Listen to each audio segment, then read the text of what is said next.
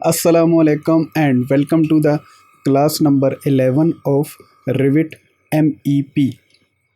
तो अपनी class number 10 से हमने HVAC या HVAC सिस्टम की मॉडलिंग स्टार्ट कर दी है।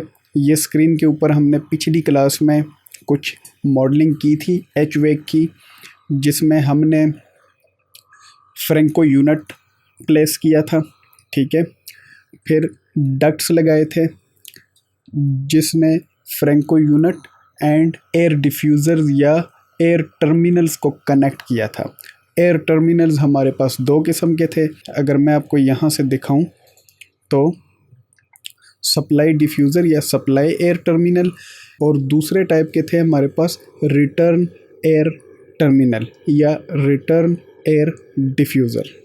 सिमिलरली हमारे पास डक्ट्स भी दो टाइप्स की थी, एक था रेक्टेंगुलर चैनल और दूसरा था हमारे पास फ्लेक्स डक्ट या फ्लेक्सिबल डक्ट। आज भी हम कुछ इसी तरह का काम करेंगे, लेकिन इसमें थोड़ी सी चेंजिंग है। Let me show you on the screen. अच्छा, ये अगर आप देखें तो पहले इस पे काम करने से पहले हम इसको थारली स्टडी कर लेते हैं, ठीक है। काम करने से पहले अगर किसी चीज़ को आप थारली स्टडी कर लें और उसका आपको आइडिया हो जाए, देन आई एम श्योर कि आपका काफ़ी टाइम सेव हो जाता है। अब अगर हम यहाँ पे देखें तो यहाँ पे जो हमारे पास एयर टर्मिनल्स हैं वो साइड वॉल हैं। पहले जो हमारे पास थे वो रूफ पे लगे हुए थे जो कि स्क्वायर में थे। ये साइड वॉल है, मींस ये हमारे पास सप्लाई एयर टर्मिनल है और ये हमारे पास रिटर्न एयर टर्मिनल है, या आप टर्मिनल की जगह डिफ्यूज़र भी यूज़ कर सकते हैं। अब अगर मैं देखूं तो जो सप्लाई एयर टर्मिनल है, इसको जो डक्ट कनेक्ट कर रही है वो है जी 450 width cross 250 height. Similarly if I get on this side, यहाँ पे जो डक्ट है जो कि रिटर्न एयर टर्मिनल जो कि साइड वॉल है जो कनेक्ट कर रही है डक्ट, उसके जो डायमेंशन है वो हैं 250 क्रॉस 250। और ये जो मेजरमेंट्स हैं मेक श्योर कि ये हम मिलीमीटर में यूज़ कर रहे हैं। यहाँ पे हम देखें तो वही हमारे पास एक फ्रैंको यूनिट है और उसके नीचे हमारे पास है जी रिटर्न एयर टर्मिनल, ठीक है। तो अब हम क्या करेंगे, अब हम करेंगे अपने काम को थोड़ा सा आसान। यहाँ पे दो चीज़ें तो सेम वही हैं जो हमने पहले यूज़ कर ली हैं, जैसे कि रिटर्न एयर डिफ्यूज़र। तो हम क्रिएट सिमिलर करके उसको यहाँ पे ले आएंगे। उससे होगा क्या, हमारा काफ़ी टाइम सेव हो जाएगा।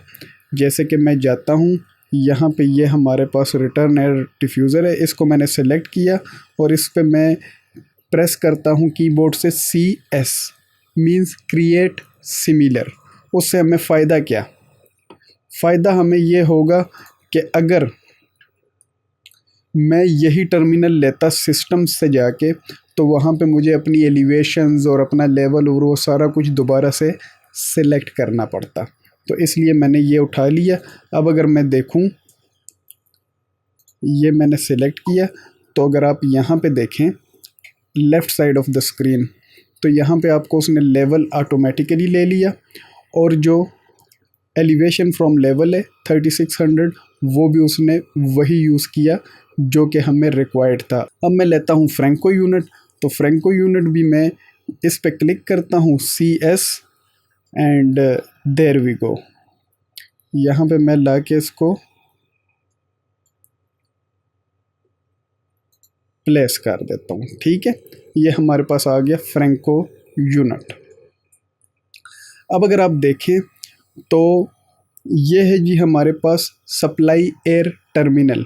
तो फ्रैंको यूनिट में मैं क्लिक करता हूँ तो इसका जो आउट वाला फेस होगा वो होना चाहिए सप्लाई एयर टर्मिनल की तरफ। हमेशा जो सप्लाई एयर टर्मिनल है उसको फ्रैंको यूनिट का आउट वाला जो एंड है वो कनेक्ट करता है थ्रू डक्ट। तो मैंने ये लिया और अब मैं यहाँ से लेता हूँ जी एक डक्ट और डक्ट को मैं कहता हूँ जी, यहाँ से हमने ये ऑलरेडी देख लिया है कि ये जो डक्ट है ये 450x250 है, इनिशियली हमने रीड कर लिया था। तो इसको मैं कह देता हूँ जी ये 250 हो जाए, ठीक है। मैं यहाँ पे ला के इसको छोड़ देता हूँ। फ़िलहाल मैं इतना पोर्शन इसका ड्रॉ करता हूँ। नेक्स्ट स्टेप क्या है, ये चीज़ें आपने बड़े ध्यान से करनी है, क्योंकि इस किस्म की मॉडलिंग में बड़ी छोटी छोटी चीज़ों की वजह से आप घंटों आप उसके ऊपर ज़ाया कर सकते हैं, आपका प्रॉब्लम सॉल्व नहीं होगा। तो बड़े ध्यान से आपने करना है। हालांकि मैं ये बात बड़े कम बोलता हूँ वीडियोस के अंदर कि आप बड़े ध्यान से काम करें, लेकिन यहाँ पे वाकई आपको ध्यान करने की ज़रूरत है। अच्छा, नेक्स्ट हमें चाहिए side supply air terminal side wall. वो हमें कहाँ से मिलेगा, वो हमें इंसर्ट करना पड़ेगा। बाय द वे, अगर आपको ये चीज़ें चाहिए तो ये आपको रिविट में नहीं मिलेंगी, आप मुझे ईमेल कीजिएगा, मैं आपको प्रोवाइड कर दूँगा। मैं यहाँ से लेता हूँ सप्लाई एयर ग्रिल 1, ठीक है। मैंने ओपन किया, इसको मैं ले आया। अब मैं जाऊँगा वापस सिस्टम्स में हमने क्या चीज़ प्लेस करनी है, ये है हमारे पास जी साइड वॉल एयर टर्मिनल। मैंने एयर टर्मिनल लिया, उसने ख़ुद बहुत ही उस कैटेगरी को सिलेक्ट कर लिया जो अभी हमने इंपोर्ट किया है रिसेंटली। तो मैं इस पर क्लिक करता हूँ और कुछ चेंजिंग करता हूँ रिक्वायरमेंट के हिसाब से। तो ये मेरे पास क्या है, लेवल हमने क्या किया था, जो हमने कैलकुलेशन की थी 3600, ठीक है। डक्ट विड्थ क्या है हमारे पास 450, डक्ट हाइट क्या है हमारे पास 250, ओके। अप्लाई स्पेस के साथ मैं इसकी ओरिएंटेशन चेंज करता हूँ और इसको मैं क्लिक करके प्लेस कर लेता हूँ। अब मैं इस पर एक क्लिक करूँगा छोटा सा, और इस क्रिएट डक्ट वाले बटन पे जो क्रॉस का आइकन नज़र आ रहा है, इस पर मैंने एक क्लिक किया छोटा सा, और यहाँ पे लाके कहीं पे मैं इसको छोड़ देता हूँ। इस पे मैं क्लिक करूँगा, यहाँ पे मैं देखता हूँ लेफ़्ट साइड पे, जब मैंने इस डक्ट पे क्लिक किया लेफ़्ट साइड पे आया तो ये मुझे बता रहा है कि ये आर्किटेक्चरल फर्स्ट फ्लोर शो कर रहा है, जो कि गलत है। हम काम कर रहे हैं ग्राउंड फ्लोर पे, ठीक है। और जो एलिवेशन है हमारा वो है जी 3600। अप्लाई, ओके, ये हो गया।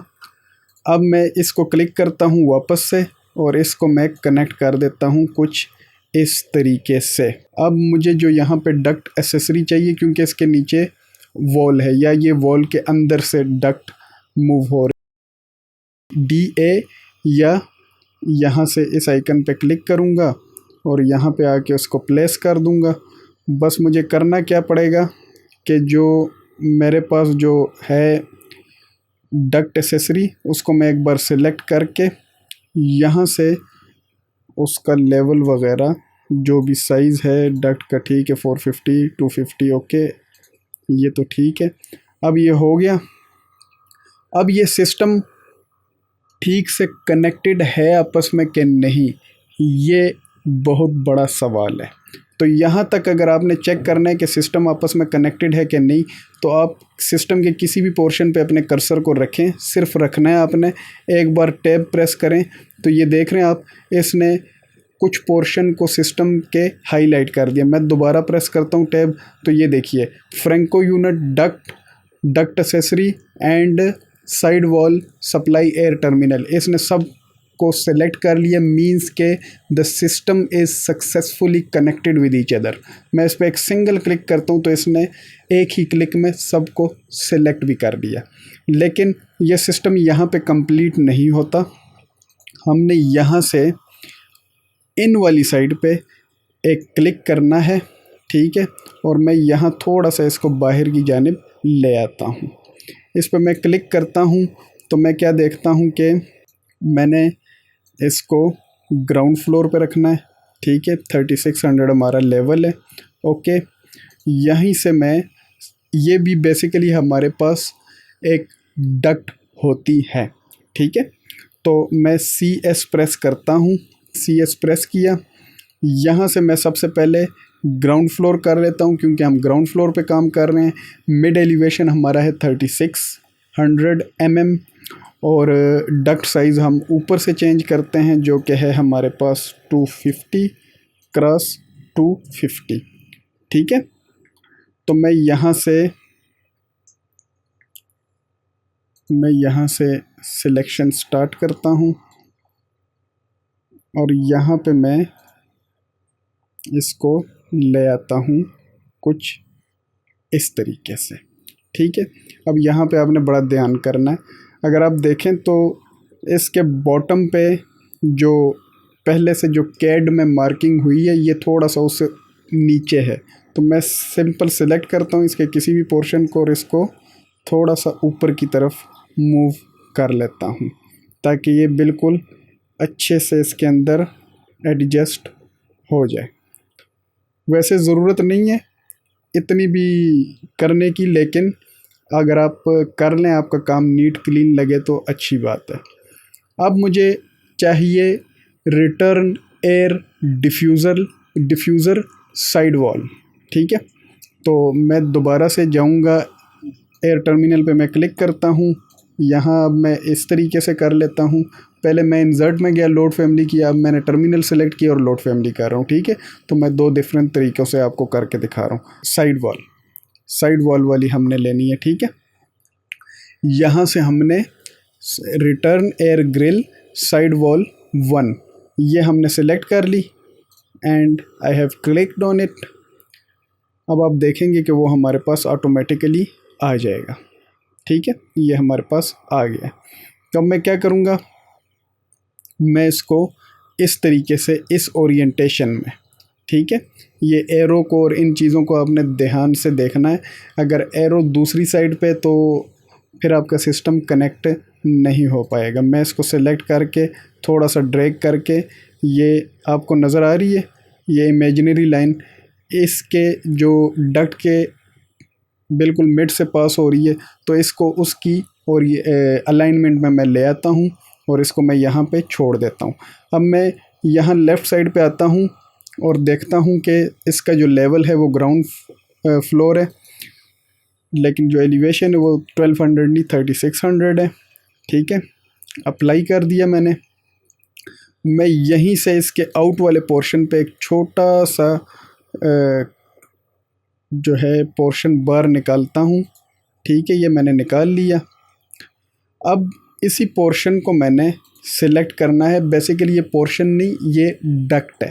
ठीक है, जब इसको मैंने सेलेक्ट किया तो ये ग्राउंड फ्लोर बता रहा है, 3600 बता रहा है, और जो दूसरी साइड पे डक्ट है वो भी हमारे पास सेम लेवल पे।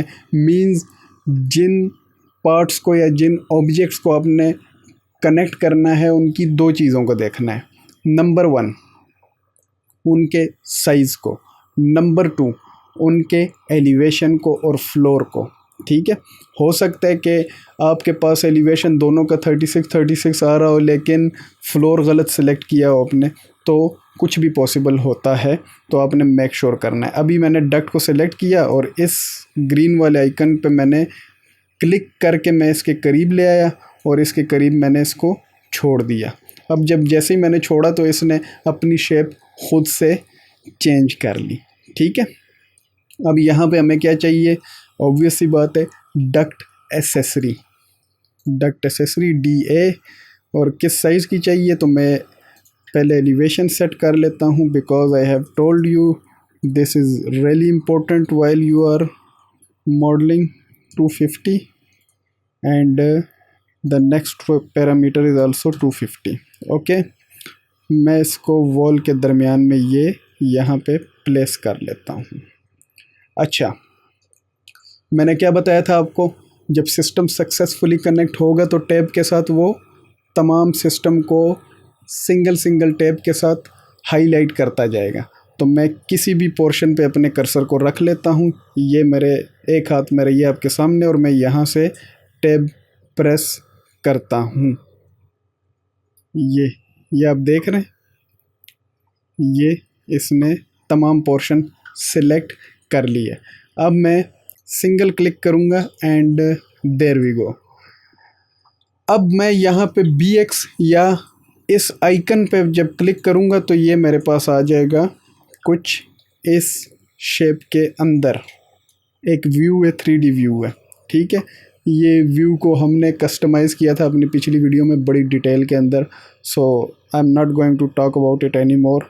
तो ये जी हमारे पास साइड वॉल टर्मिनल्स के साथ भी हमने एक सिस्टम डिज़ाइन या मॉडल कर लिया। डिज़ाइन हम नहीं कह सकते because we are just modelling it. अच्छा, अब थोड़ा सा एक छोटा सा पोर्शन में एक और भी इसी वीडियो में कवर कर लेता हूँ। ये यहाँ पे आप देख रहे हैं हमारे पास स्प्लिट यूनिट्स हैं, तो इसका तो बहुत ही आसान है। मैकेनिकल इक्विपमेंट पे क्लिक करें, सिस्टम में लोड फैमिलीज़, पीछे जाएं,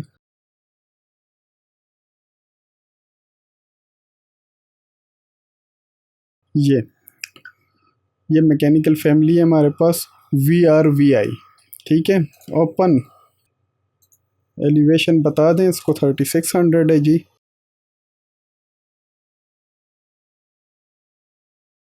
अब इसको भी बी एक्सप्रेस करें और देख लीजिए ये कुछ इस तरीके से आपके स्प्लिट यूनिट भी आ चुके हैं। तो लेकिन इस पे आप प्रैक्टिस ज़रूर कीजिएगा क्योंकि ये जो सिस्टम है ना, ये काफ़ी कॉम्प्लेक्स है। देखने में आपको इजी लगा होगा और मैंने कोशिश भी की है कि मैं जितने आसान अल्फाज में समझा सकूं मैंने किए, but you have to practice on it because you can not learn the things over the night. You have to consistently practice on the things so you can learn them over the time। तो ये थी जी हमारी छोटी सी video once again. तो मिलते हैं आपसे next video में। अपना बहुत सारा ख्याल रखिएगा, अपने इस चैनल का भी। तब तक के लिए अल्लाह नेगेबान।